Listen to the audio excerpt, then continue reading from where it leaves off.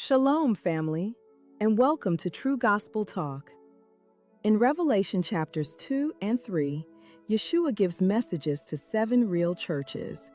But those messages were not only for them. They also call every believer today to examine their heart and ask whether they are truly walking faithfully before Yah. Ephesus worked hard, endured patiently, and defended the truth. But Yeshua said they had left their first love. He called them to remember where they had fallen, repent, and return to the works they did at first. It is possible to be busy serving Yah while allowing love, devotion, and intimacy with Him to grow cold. Smyrna was suffering persecution, yet Yeshua encouraged them not to fear what they were about to face. He called them to remain faithful, even unto death, and promised them the crown of life.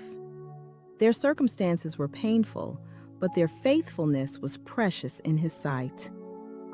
Pergamum held firmly to Yeshua's name, but they tolerated false teaching and compromise among them.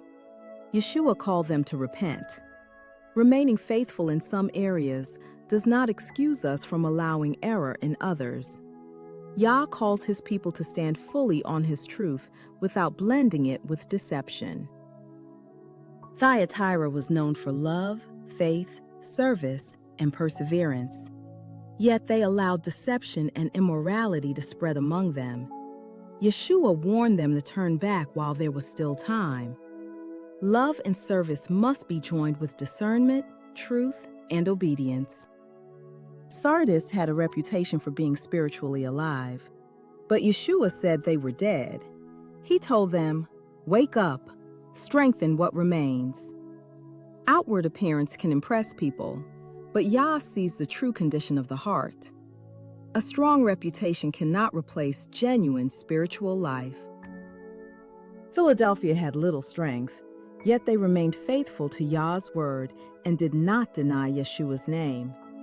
Yeshua promised to place before them an open door that no one could shut.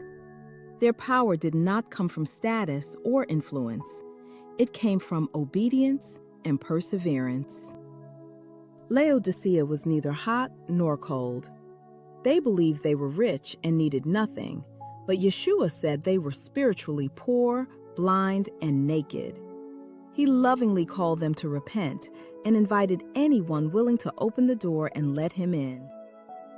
Every message ends with the same invitation. He who has an ear, let him hear what the Spirit says to the churches. The question is not which church was the best. The question is, which church looks most like me?